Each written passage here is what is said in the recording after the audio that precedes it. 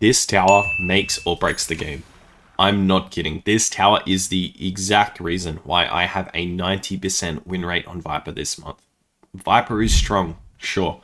But what I'm about to show you applies to a bunch of heroes that fit the same archetype.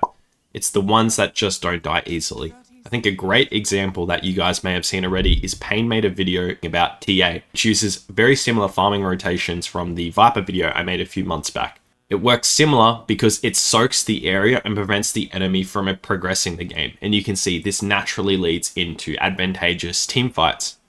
Think Abaddon, Bristleback, Viper. You just can't burst Abaddon. He's got shields, ults. His team always has time to respond, essentially, if you are Dove. Bristle, it's the same thing there. Naturally tanky. The items he builds makes him tankier. If you dive him, you'll just die really quick. But here's why this is the case. Ever since the map update, these camps near the safe lane tower have become insanely valuable for heroes like this. Either too tanky to kill or too slippery to catch. That's the kind of hero you want to be defending this tower. And I already know you guys are going to jump into the comments and be like, what the fuck, you're farming AFK on mid. How is this ever good? Well, listen, this is why it's good, guys. It just wins you games. Do you need more than that? I didn't think so. So I'm going to be showing you 3 different replay examples from 3 different Viper games that I played so you can see these concepts happening in real time. So at about this point, I'm telling Medusa to come mid because it's just way too dangerous to stay up top against the next Venge. He's probably going to get dove by a gate play or literally anything will kill Medusa at this point. So he's quite happy farming mid. I'm even going to stack this camp for him so he feels good about it, okay?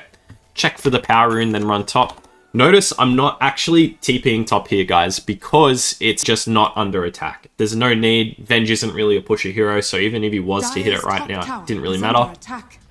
So we're going to clear this, and just notice Venge is stressed already. He's throwing a stun on me. SB connects, we get a freebie. Can't complain about that. And then we've got a stun on this guy. We're also going to get a kill here. So we immediately get a double kill. Even if we don't get a double kill, we're quite happy with this play already. And just notice, I've come off my blade mail timing and I'm getting close to Vanguard. I plan to do an itemization guide on this Viper as well, guys. A lot of things have changed, which has helped me win. So you should expect that coming out soon. It's not always about the blade mail timing and it's not always about your maxed abilities. You simply need to keep this tower alive. So if it's under pressure, TP up here earlier. But if you can get your blade mail and whatnot, you're pretty sweet.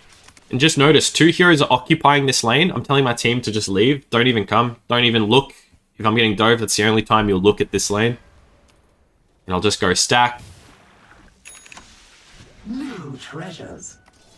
Go back to wave. Damage. Go to camp. It's very methodical, guys. You can also drag these 2 camps together and use 1 nether toxin. Look, it's the next minute, so we're going to go stack. Because we're such a high level, level 10, we could take this stack if we wanted to, but because the wave's pushing in, we're going to clear this first. We're just trying to avoid any tower damage whatsoever, because it adds up over time. And notice, if I did farm the stack, I won't be able to contest Venge for what he's doing here.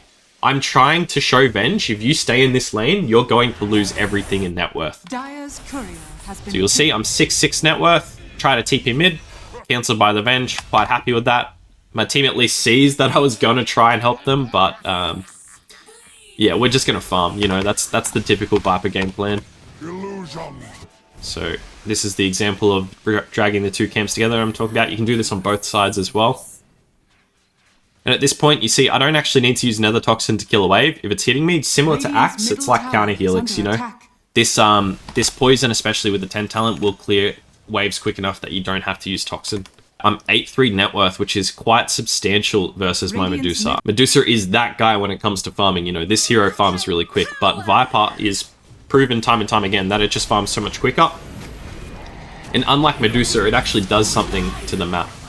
Okay, and you'll see it's 16 minutes. I have all these items, which is pretty insane. 9k net worth. It's okay. Like, you can have more at this point on Viper, honestly, but this is pretty good. We can straight away use this Ags to go onto the Jakiro. So that's the example 1. We'll go on to game 2.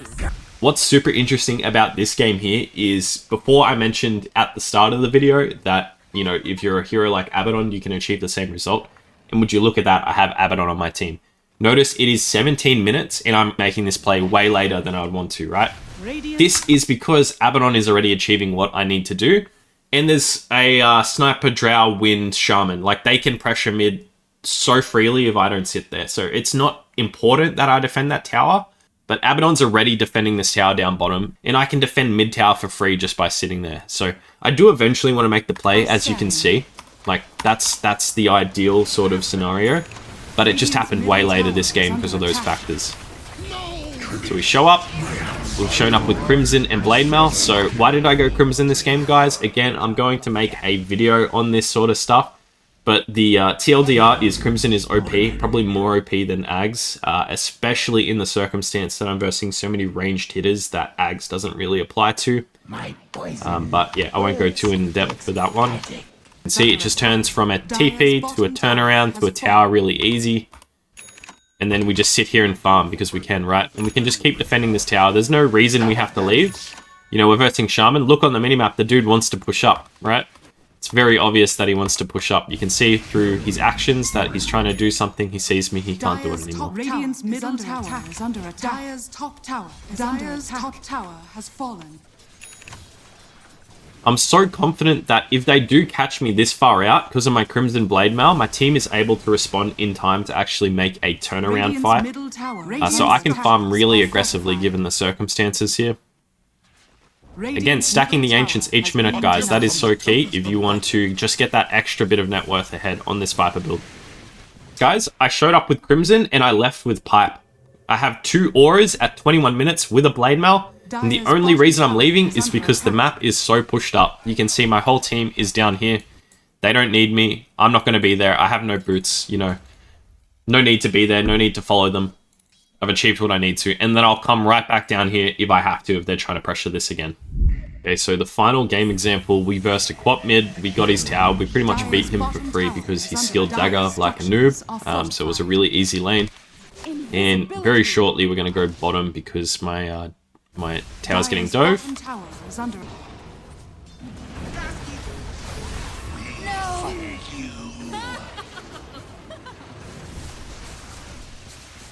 And you'll usually notice that when I make a TP like this, a play where we get maybe 1 or 2 kills should happen. That is because there is really no need to be here unless the pressure is coming in. And if the pressure does come in, you get some free kills, you take over the lane, and it's all very natural. You can see on the minimap, I've drawn some lines. You know, this is me communicating, guys, push these 2 lanes. You have all this map space now. I can take bottom by myself, don't come here. What's actually interesting in this game that you won't see in the first 2 is my team responded way too early numerous times to defend this safe lane tower and defend me from dying. And you guys must understand that this is a critical error. Like, this sets the enemy up to dive past me, kill my supports first, and then we're 1 or 2 heroes less as the fight starts. So this is what I'm talking about. Watch this, okay? I can defend this tower. He doesn't really understand I'm not killable. And so he TPs super early on Disruptor. And what happens? They're right there, they're waiting for him, they kill Disruptor, so now I have no hero to start this with. Dawn shows up and panics, so now we've used Dawn ult. We had Static Storm on Disruptor and he's died at the start. And yeah, I mean, this is why you can't go early when you have the Viper. Your Viper needs to get properly dove, otherwise this sort of fight will happen. You can see even with the bad start that this fight had, we still cleaned up 3 heroes, but it just ultimately doesn't work out for us because we're all dead and they get the safe lane tower. Now, I can completely prevent this tower from dying if no one showed up, and they showed up when I was getting like half health. Like, it's really that drastic how bad an early TP is when you play with this Viper.